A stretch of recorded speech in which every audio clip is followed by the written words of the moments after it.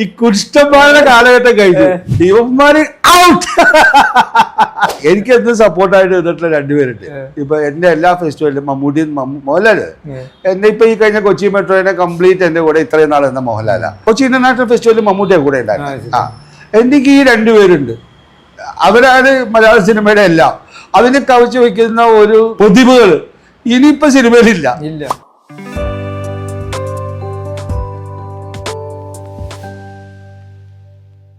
ഈ ഡിസ്കോ രവീന്ദ്രനായിട്ട് കണ്ട ആൾക്കാർ ഇതിൽ കുറെ ഐറ്റംസ് ഉണ്ട്. ഇവൻ ഭയങ്കര കുഴപ്പക്കാരനാണ്.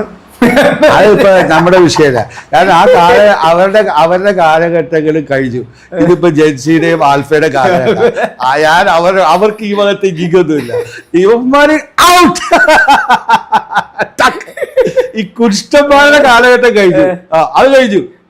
അവരൊക്കെ വന്നിട്ട് ബാക്കില് ഇനി വന്നിട്ടുള്ളതിനകത്തേക്ക് വന്നിട്ട് ആർക്കൈവിൽ പോയിരുന്നാ മതി. അങ്ങനെയാണ് അതിനകത്തേക്ക്. എക്കാലത്ത് എനിക്ക് എന്ത് സപ്പോർട്ടായിട്ട് നിന്നിട്ടുള്ള രണ്ടുപേരുണ്ട്. ഇപ്പൊ എന്റെ എല്ലാ ഫെസ്റ്റിവലിലും മമ്മൂട്ടി മോഹൻലാല് എന്നെ ഇപ്പൊ ഈ കഴിഞ്ഞ കൊച്ചി മെട്രോനെ കംപ്ലീറ്റ് എന്റെ കൂടെ ഇത്രയും നാൾ എന്ന മോഹൻലാല. ഞാൻ ഫെസ്റ്റിവൽ തുടങ്ങിയ സമയത്ത് ഈ കൊച്ചി ഇന്റർനാഷണൽ ഫെസ്റ്റിവലിൽ മമ്മൂട്ടിയെ കൂടെ ഉണ്ടായിരുന്നു. എനിക്ക് ഈ രണ്ടുപേരുണ്ട്. അവരാണ് മലയാള സിനിമയുടെ എല്ലാം. അതിനെ കവച്ചു വയ്ക്കുന്ന ഒരു പ്രതിഭകൾ ഇനിയിപ്പോ സിനിമയിലില്ല. മനസ്സിലായ? മോഹൻലാലും മമ്മൂട്ടിനെ കവച്ചു വയ്ക്കുന്ന ഒരു പ്രതിഭ അതിപ്പോ അറിയില്ല കേട്ടോ. ഇനി വരാം, പക്ഷെ ഇതുവരെയില്ല. അതൊരു എനിക്കെന്നറിയാം, ഞാൻ അതിന് കൂടെ ഇരുന്ന് ആ വളർച്ചയെ ഞാൻ കണ്ടവനാണ്. അവരുടെ വളർച്ചേനെ കൂടെ ഇരുന്ന് ഞാൻ അവർ തുടങ്ങുന്ന കാലഘട്ടത്തിൽ ഞാൻ അവരിങ്ങനെ വന്ന് സിനിമയിലുള്ള അവരെ അഭിനയശേഷിയെ വളർത്താൻ, അവർ അഭിനയിക്കാൻ വേണ്ടി മാത്രം ജീവിച്ചവരും ജനിച്ചവരുമാണ്. ഞാനൊന്നും അങ്ങനെയല്ല. ഞാനൊക്കെ നല്ല മറ്റു കാര്യങ്ങളിലൊക്കെ ഒരുപാട് ശ്രദ്ധകൾ ചെലുത്തിട്ടില്ല. അതുകൊണ്ട് ഞാൻ അഭിനയത്തിൽ മാത്രം നിൽക്കാത്തതുകൊണ്ടാണ് പപ്പയുടെ സ്വന്തം അപ്പൂസ് കഴിഞ്ഞപ്പോൾ ഞാൻ മാറിയത്. അവരതല്ല. മമ്മൂട്ടി ജീവിതം മരണം വരെ അഭിനയിക്കണമെന്നും ലാല് മരണം വരെ അഭിനയിക്കണമെന്ന് ആഗ്രഹിക്കുന്നവർ. സിനിമയ്ക്കുള്ളിൽ നിൽക്കണം. അതിനകത്ത് സിനിമ അഭിനയം മാത്രമാണ്. അതിലവർ വളരെയധികം മുമ്പിലേക്ക് വളർന്നു കഴിഞ്ഞു. വളരെയധികം എന്ന് പറഞ്ഞാൽ അൺഇമാജിനബിൾ ലെവലിൽ ഞാൻ അതിനെ കണ്ടുകൊണ്ടിരിക്കുക. മഹാവൃക്ഷമായിട്ട് അവർ മാറുന്നത് ഞാൻ കാണുന്നവനാണ്. ശരിക്കും ഒരു ഇങ്ങനെ മരമായിട്ട് ഇങ്ങനെ വന്ന് മഹാവൃക്ഷമായിട്ട്. ഞാനിത് പറയുന്നതിനകത്ത് ഒരു അത്ഭുതത്തിലൂടെ അല്ല ഞാൻ പറഞ്ഞത്. അത് ഞാൻ കണ്ടെടുത്തനാണ് ഇത്രയും വർഷങ്ങൾ. 80-ല് ഞങ്ങളെല്ലാം ഒരുമിച്ച് വന്നവരല്ലേ. ഞങ്ങൾ ഒരുമിച്ച് വരികയും ആ സമയത്ത് എനിക്ക് സ്റ്റാർഡം ഉണ്ടായിരുന്നപ്പോഴും ഞങ്ങൾ സുഹൃത്തുക്കളായിരുന്നു. അവരെല്ലാം പുതിയ ആൾക്കാരാണെങ്കിലും മലയാളത്തിൽ അങ്ങനെ അവർക്ക് അങ്ങനെ ഇത് കിട്ടിയിരുന്നില്ല. അവരുടെ അഭിനയങ്ങളിൽ ഉണ്ടായിരുന്ന വ്യത്യസ്തങ്ങളെ നിങ്ങളിപ്പോൾ കണ്ടു കഴിഞ്ഞാൽ നമ്മൾ വിസ്മയത്തോടുകൂടിയാണ് കാണാൻ പറ്റും. ഞാൻ ശരിക്കും അതിനൊരു തിരിച്ചറിവ് ഇരിക്കേണ്ട ഞാൻ ദശരഥ എന്ന് പറഞ്ഞ സിനിമ കണ്ടപ്പോഴാണ്. ഞാൻ ഈ 80-കളുടെ ലാസ്റ്റിൽ ഞാൻ കണ്ടപ്പോൾ ഞാനിൻ്റെ ആ ഒരു പെർഫോമൻസ് കണ്ടപ്പോൾ ഞാൻ കുറച്ചു നേരം ശരിക്കും ഞാൻ സ്റ്റണ്ടായി. ഞാനത് കാസറ്റിലാണ് കണ്ടത് ശരിക്കും. അപ്പോൾ ഞാൻ see how far he was dedicated to this actors. അത് ചുമ്മാ ഒന്നുമല്ല. ഞാൻ എൻ്റെ കൺമുമ്പിൽ കാണുന്ന ആ മദ്രാസിലെ മോഹനിൽ എൻ്റെ കൂടെ അഭിനയിച്ചപ്പോൾ, അല്ലെങ്കിൽ ആ സമയത്ത് ഇപ്പോൾ ഭൂകമ്പത്തിൽ എൻ്റെ കൂടെ അഭിനയിച്ചപ്പോൾ ഉണ്ടായിരുന്ന ആ മോഹൻലാൽ അല്ല ഞാൻ കാണുന്നത് ഈ പെർഫോമൻസിലൂടെ കാണുന്നത്. അതേപോലെ തന്നെ മമ്മൂട്ടിയുടെ മതിലുകൾ ഞാനൊക്കെ കാണുമ്പോൾ ഞാൻ ശരിക്കും പറഞ്ഞാൽ അടൂർ ഭാഷൻ്റെ കൂടെ വന്ന് അത് ഫെസ്റ്റിവലിൽ ഞാൻ കാണുമ്പോൾ റിയലി ആക്ച്വലി ഒരു വേൾഡ് ക്ലാസ് ആക്ടറുടെ മുമ്പിൽ മറ്റ് ഫെസ്റ്റിവലിൻ്റെയൊക്കെ മുമ്പിലുള്ള പെർഫോമൻസിൽ. അപ്പോൾ ലൈക്ക് ആ സമയത്തൊക്കെ ഒരുപാട് വേൾഡ് സിനിമ ആക്ടേഴ്സുകളുടെ പ്രതിഭകളുടെ ഒപ്പമാണ് ഈ സിനിമ കാണിക്കുന്നത്. അവിടെയും മമ്മൂട്ടി തിളങ്ങി നിൽക്കുകയാണ്. ഞാൻ ഒരിക്കലും വന്നിട്ടുള്ളതിനെ എന്നെക്കൊണ്ട് അതേപോലെ വളരാൻ പറ്റില്ല. എൻ്റെ വളർച്ച വേറൊരു സൈഡാണ്. അതിനെ ഞാൻ തിരിച്ചറിയുകയാണ്. ഞാൻ സിനിമ എൻ്റർടൈനറാണ്. I am not a that good actor. I know very well. I am an entertainer. I entertain people. I have a space in cinema. അത് എൻ്റർടൈൻ ചെയ്ത് പോവുകയും സിനിമ സ്റ്റഡീസിൽ ഐ എം ഗുഡ്. യെസ്. കാരണം പഠിച്ചെടുക്കാനും പഠിച്ചതിനെ മറ്റുള്ളവർക്ക് പറഞ്ഞു കൊടുക്കാനും I am very good at it. ഇപ്പോഴും ഡിസ്കോ ചെയ്യാറുണ്ട്. ഞാൻ ഡാൻസ് ചെയ്യും. സംസാരത്തിലും അത് വരുന്നുണ്ട്. അതിന് കാരണം അതല്ല. C there is a way of body and way of mind എന്നുള്ള സാധനമുണ്ട്. മനസ്സിലായ? നമ്മൾ തുള്ളിച്ചാടാത്ത ആരമുള്ള സന്തോഷം വരുമ്പോൾ അല്ലേ? ബോഡിയുടെ മൂവ്മെന്റ്സ് റിതം അനുസരിച്ചിട്ട് മൂവ് ചെയ്യുമ്പോൾ അത് ഡാൻസ് ആവുക. നിങ്ങൾ മനസ്സിലായെന്ന് ഞാൻ പറയുന്നത്? അതിനൊരു ചട്ടക്കൂടിലേക്ക് വരുമ്പോഴാണ് നമ്മൾ അതിനെ ക്ലാസിക്കൽ എന്ന് പറയുന്നത്. മനസ്സിലായ? ചട്ടക്കൂടില്ലെങ്കിൽ ഫ്രീ മൂവ്മെന്റ് ആയി. But it's dance is A dance. ഞാൻ ക്ലാസിക് ആയിരിക്കുള്ളൂ. നിങ്ങൾ ഏതും ആവാം. നിങ്ങൾ അല്ല, ഞാൻ പറഞ്ഞൊരു ബോർഡർ എന്ന് പറയുമ്പോൾ അതിനകത്ത് ചില നിയമാവലികളിലൂടെ കടന്നു പോകുമ്പോഴാണ് അതിനെ നമ്മൾ ക്ലാസിക്കൽ എന്ന് പറയുന്നത്. ബേസിക്കലി അല്ല, ഒരുത്തൻ അവൻ്റെ സന്തോഷത്തിൽ മനസ്സായിട്ട് ഡാൻസ് ചെയ്യുമ്പോൾ അതിനെ ഫ്രീ മൂവ്മെൻ്റ് ആയിട്ട് ഡാൻസ് ആയിട്ട് തന്നെ ഡാൻസ് ചെയ്യാത്ത മനുഷ്യരില്ല. അറിയാതെ നിങ്ങൾ സന്തോഷം കൊണ്ട് മതിമറക്കുമ്പോൾ നിങ്ങൾ തുള്ളിച്ചാടിപ്പോയില്ലേ.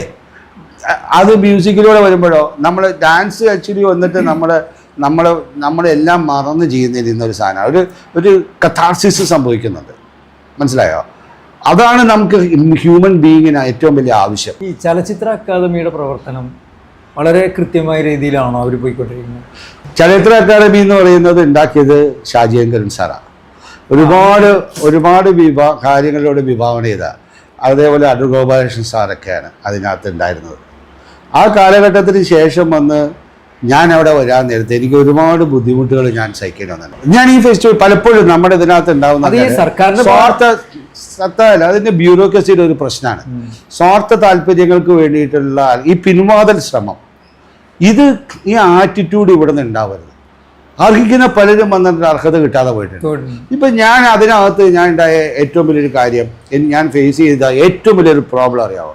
ഈ ന്യൂജൻ്റെ സിനിമ ഞാൻ അവിടെ അക്കാഡമിയിൽ മെമ്പറായിരുന്നപ്പോൾ എൻ്റെ ഫിലിം മാർക്കറ്റിങ്ങിൻ്റെ ഭാഗമായിട്ട് ഞാൻ ചെയ്യാം. അപ്പോൾ എനിക്ക് കുറച്ച് എമൗണ്ടാണ് സാങ്ഷൻ ചെയ്തേക്കണം. ഞാൻ ആ എമൗണ്ട് ആയിട്ട് എനിക്ക് അവർക്ക് എങ്ങനെ ചെയ്യുന്നുള്ളതിനെക്കുറിച്ച് ചിന്തപ്പോൾ ഞാൻ പോയി പത്മനാഭ തിയേറ്ററിൽ ഒരു ചെറിയ തിയേറ്റർ, അപ്പം അതിൻ്റെ ഓണറുടെ മകനുണ്ടായിരുന്നു, ഞാൻ പോയി കണ്ട് സംസാരിക്കുക. ഞാൻ അക്കാഡമി മെമ്പറാണല്ലോ, ഞാൻ ഇതിൻ്റെ ഇൻചാർജാണ്.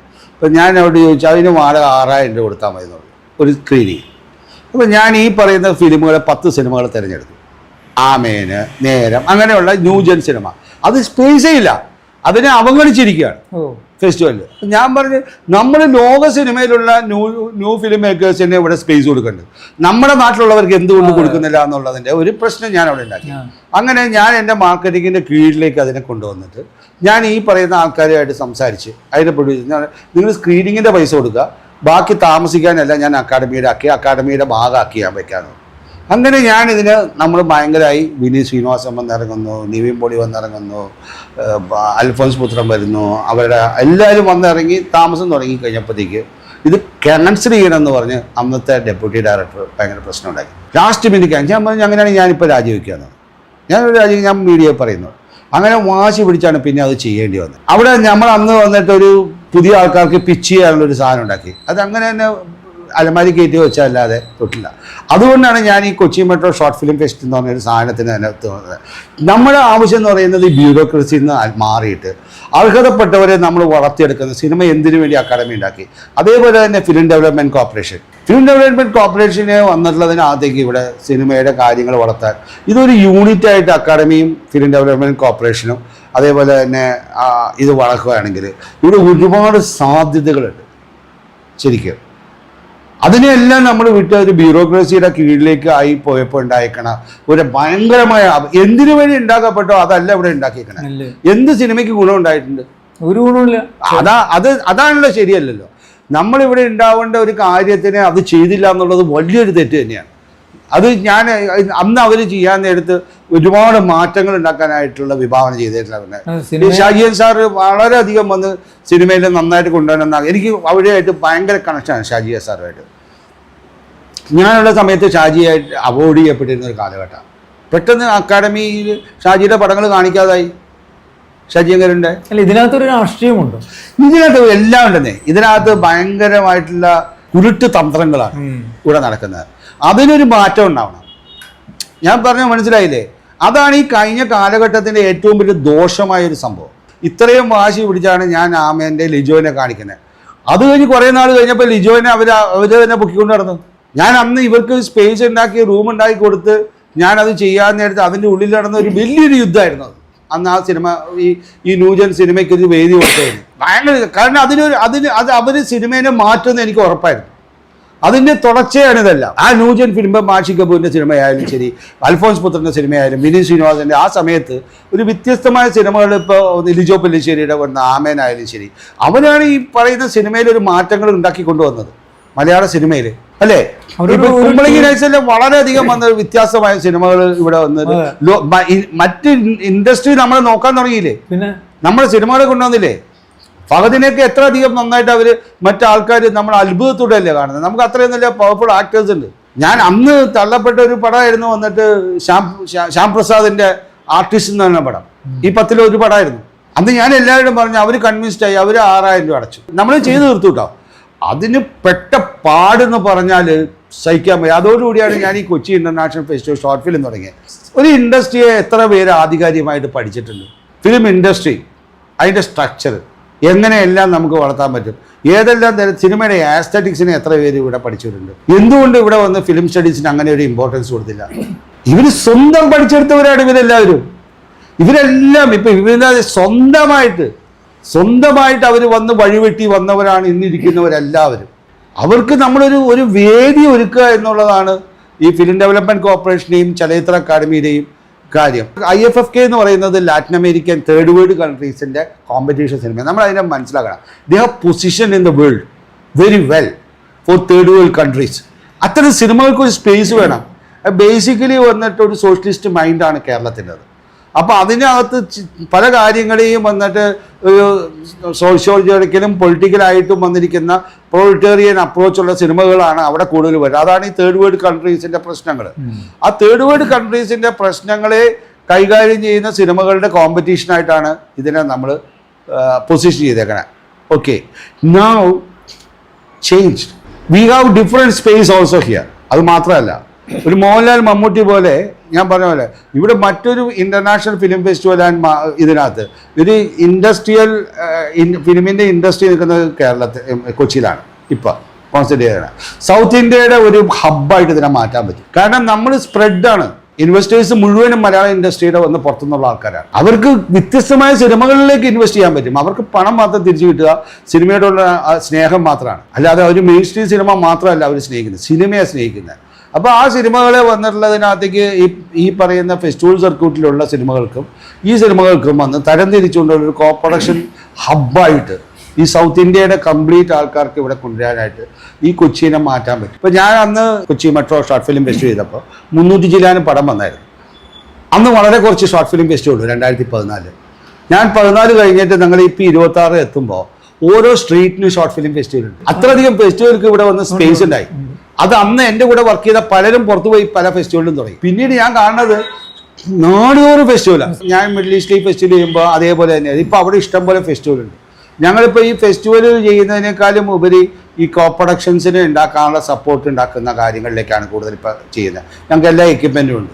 അപ്പം നമ്മൾ സിനിമയുടെ പഠിപ്പിക്കുക, പുതിയ സിനിമകൾ ഉണ്ടാക്കുക, ആ സിനിമകൾ കാണിക്കാനുള്ള ഒരു വേദിയായിട്ട് ഫെസ്റ്റിവലിനെ ഉപയോഗിക്കുക. അതാണ് നമ്മൾ ചെയ്യുന്നത്. ഞങ്ങളുടെ ഫെസ്റ്റിവലല്ല, നമ്മൾ ഉണ്ടാക്കി കൊടുത്ത് ക്യാമറ കൊടുത്ത് എക്യുപ്മെൻ്റ് കൊടുത്ത് ഉണ്ടാക്കുന്ന സിനിമകളെ നമ്മൾ വേദികളാക്കി മാറ്റുകയാണ്. ഇൻഡസ്ട്രിയിൽ എന്താണ് ആവശ്യം? ഇൻഡസ്ട്രിയുടെ വരുന്നത്, ഇൻഡസ്ട്രി വളരണമെന്നുണ്ടെങ്കിൽ എക്കണോമിക്സ് വളരണം, ബോക്സ് ഓഫീസ് ഹിറ്റ് ഉണ്ടാവും. ബോക്സ് ഓഫീസ് ഉണ്ടാകുമ്പോൾ ആ സിനിമയുടെ ഉള്ളിൽ തന്നെ ചർച്ച ചെയ്യപ്പെടും. അപ്പോൾ മെയിൻ സ്ട്രീം സിനിമകളും ബോക്സ് ഓഫീസ് ആവണം. അവിടെ എന്താണ് നമ്മൾ മനസ്സിലാക്കേണ്ടത്? ഒരു സിനിമ എങ്ങനെ ഒരു പ്രോഡക്റ്റ് മാർക്കറ്റ് ചെയ്യപ്പെടുന്നു എന്നുള്ളതാണ്. ഇന്ന് ഞാൻ എന്നെ നോക്കുന്നത് എങ്ങനെയാണ് ഞാൻ എന്നെ ആസ് എ പ്രോഡക്റ്റ് മാർക്കറ്റ് ചെയ്യണേ. ഞാൻ ഈ 3-4 ജനറേഷൻ്റെയും മൈൻഡിലേക്ക് എങ്ങനെ എനിക്ക് മാർക്കറ്റ് ചെയ്യാൻ പറ്റും? എൻ്റെ പെർഫോമൻസിലൂടെ. So there are certain elements actually entertainment. ഇപ്പോൾ വിപിൻദാസിന് അറിയായിരുന്നു ആ ട്രിക്ക് മാജിക് എന്താണ്, ആ ടീമിന് അറിയായിരുന്നു. മഞ്ഞമ്മൽ ബോയ്സിൻ്റെ ടീമിന് അത് അറിയായിരുന്നു. നിങ്ങളൊന്ന് ആലോചിച്ച് നോക്കിയേ, തുടരൂരിൻ്റെ ആ കഥ ഒരുപാട് നാളായിട്ട് ഇവിടെ കിടന്ന പട. പക്ഷെ ആ പടത്തിന് എപ്പോഴാണ് അതിനകത്ത് ക്ലിക്കായെന്നറിയാമോ? ഈ പറയുന്ന വയനാട് ദുരന്തമായിട്ട് അത് ലിങ്ക് ചെയ്തു. അപ്പം എന്താണ്, വേറൊരു കളറായിട്ട് മാറി. ആ ഒരു ബുദ്ധി അവർക്ക് ആ സമയത്ത് അത് കിട്ടുകയും അതിനെ കളക്ട് ആകുകയും അതിലൂടെ അതിനെ ലിങ്ക് ചെയ്താണ് അത് രണ്ടാമത് പൊങ്ങി വരുന്നത്. മനസ്സിലായ? അപ്പം ആ സിനിമ വന്ന് ഈ പറയുന്ന ദുരന്തവുമായിട്ട് ലിങ്ക് ചെയ്യാൻ പറ്റി അവർ. So they have very intelligently അത് കറക്റ്റായിട്ട് വർക്ക് ചെയ്തു. അപ്പോൾ എന്താണ്, ജനങ്ങൾ അത് അതിനെ ഏറ്റെടുത്തു. അതിനു മുമ്പ് എന്താ പറഞ്ഞാൽ വെറും സാധാരണ പടമായിരുന്നു. നിങ്ങൾ മനസ്സിലാക്കണം. ഞാനിപ്പോൾ അതിനെ കാണുമ്പോൾ ഞാൻ അതിനെ സ്റ്റഡി ചെയ്ത് എന്താണ് ഇതിങ്ങനെ പോയിരുന്നത് എന്തുകൊണ്ട്? അപ്പോഴാണ് ഞാൻ ആ പറയുന്ന വയനാട് ദുരന്തത്തിനെ ഈ കഥയുടെ കഥാത്തിൻ്റെ പ്രധാനമായ ഒരു കണ്ണിയായിട്ട് മാറുകയാണ്. അവിടെയാണ് അവർ ഇൻ്റലിജൻസ് നിൽക്കുന്നത്. ആ ഇൻ്റലിജൻസിനെയാണ് നമ്മൾ മനസ്സിലാക്കിക്കേണ്ടത്. അപ്പോൾ നമ്മൾ എന്താണ്, നമ്മളെ ഒരു സിനിമേനെ എങ്ങനെ അപ്രോച്ച് ചെയ്യണം എന്നുള്ളതാണ്. സിനിമയിൽ ഉണ്ടാവുന്ന ഏറ്റവും വലിയ ആവശ്യം എന്ന് പറയുന്നത് സിനിമ എടുക്കുന്നവന് കുറേയും കൂടി കാര്യങ്ങളെ വന്നിട്ട് കാര്യക്ഷമതമായിട്ട് എടുക്കാൻ പറ്റണം. സിനിമയുടെ എങ്ങനെ അനാവശ്യ ചെലവുകളെ കുറയ്ക്കാൻ പറ്റുന്നുള്ളതിനൊരു പഠനം ഉണ്ടാവണം. സ്റ്റാർ ഓഡിയുടെ സിനിമയുടെ അതേ ചെലവിലാവരുത് നമ്മൾ ഇൻഡിപെൻഡൻറ്റ് സിനിമയുടെ വന്നിട്ടുള്ളത്. ഒരു മലയാളം ഇൻഡിപെൻഡൻറ്റ് സിനിമയ്ക്ക് ഒരു സ്പേസ് ഉണ്ടാവണം, ചിലവ് കുറഞ്ഞ രീതിയിലേക്ക് നല്ല സിനിമകൾ ഉണ്ടാക്കാൻ പറ്റുന്ന. അപ്പോൾ അത് അതിൻ്റെ കളക്ഷൻസ്, അതിന് ചിലവ് കുറവാണെങ്കിൽ ക്രിക്കറ്റ് പോലെയാണ്. നമ്മൾ 100 ടെന്നാണ് നമ്മുടെ ഓപ്പോസിറ്റ് കൊടുത്തെങ്കിൽ 101 കിട്ടിയാൽ നമുക്ക് ലാഭമാണ്. നമ്മൾ 150 കൊടുത്താൽ നമ്മൾ 140 കിട്ടിയാലും നമ്മൾ ജയിക്കില്ല. അതേപോലെ ചെറിയ പടങ്ങളുടെ ഇൻവെസ്റ്റ്മെൻറ്റ് മറ്റേ കോസ്റ്റ് കുറവായിരിക്കണം. അപ്പോൾ കോസ്റ്റ് എഫക്റ്റീവായിട്ടുള്ള ഇൻഡിപെൻഡൻറ്റ് സിനിമയും ബിഗ് ബഡ്ജറ്റ് സിനിമകളും നമ്മൾ ഒരേ സമയം ഇവിടെ നിലനിൽക്കാൻ പറ്റുകയും അതെല്ലാം ഇൻഡസ്ട്രിയിൽ അതേപോലെ തന്നെ വന്നിട്ടുള്ളതിൽ പല രീതിയിലേക്കും അതിൻ്റെ സ്പേസ് ഉണ്ടാകുകയും അതിന് സ്ക്രീനിങ് മെത്തേഡുകൾ ഉണ്ടാകുകയും നമുക്ക് എല്ലാ സിനിമകൾക്കും അതിൻ്റേതായ തലത്തിൽ നിന്നുകൊണ്ട് അതിനകത്ത് അർഹിക്കുന്ന തലത്തിൽ അതിന് മാർക്കറ്റ് ചെയ്യപ്പെടുകയും അതിനെ നമ്മൾ പുറം രാജ്യങ്ങളിലേക്ക് വന്ന് നമ്മൾ എത്തപ്പെടാനുള്ള സിനിമകൾ ഉണ്ടാക്കുകയും ചെയ്യുമ്പോൾ റിട്ടേൺ ഓഫ് ഇൻവെസ്റ്റ്മെൻറ്റിനെയാണ് നമ്മൾ കൂട്ടുന്നത്. കൂടുതൽ സിനിമകൾ റിട്ടേൺ ഓൺ ഇൻവെസ്റ്റ്മെൻറ്റ്. ഇപ്പോൾ 80-ലെ മിക്കവാറും സിനിമകൾ കാശ് കളക്ട് ചെയ്തിരുന്നു. പ്രൊഡ്യൂസേഴ്സ് ലോസിലല്ല പോയിരുന്നത്. വലിയ പ്രൊഡ്യൂസേഴ്സ് ഉണ്ടായിട്ടുണ്ട്. പക്ഷെ അവർക്കൊന്നും ഇപ്പോൾ ഇത് മനസ്സിലാവുന്നില്ല, ഈ സിസ്റ്റം. ഒരു വൺ ഹിറ്റായിട്ട് നിൽക്കുകയാണ്. അതിനകത്ത് ചെറിയ വേഷമാണെങ്കിലും ഏറ്റവും മനോഹരമായി ശ്രദ്ധിക്കപ്പെടുന്ന വളരെ രസകരമായ ഒരു സീക്വൻസുകളിലൂടെയാണ് രവീന്ദ്രൻ എന്ന നടൻ അതിനകത്ത് നിൽക്കുന്നത്. അപ്പോൾ ഇപ്പൊ പ്രേക്ഷകരുടെ ഉള്ളിൽ രവീന്ദ്രൻ എന്ന നടൻ വീണ്ടും കയറി കൂടിയിട്ടുണ്ട്. ഒരു ഫാമിലി ആക്ടറായി.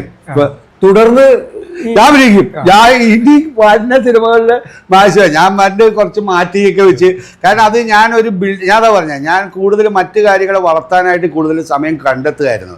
ഇപ്പൊ എനിക്ക് അതും എത്തി, ഒരു സ്ഥലത്തേക്ക് എത്തി. എനിക്കിനി പ്രവർത്തിച്ചാൽ മതി.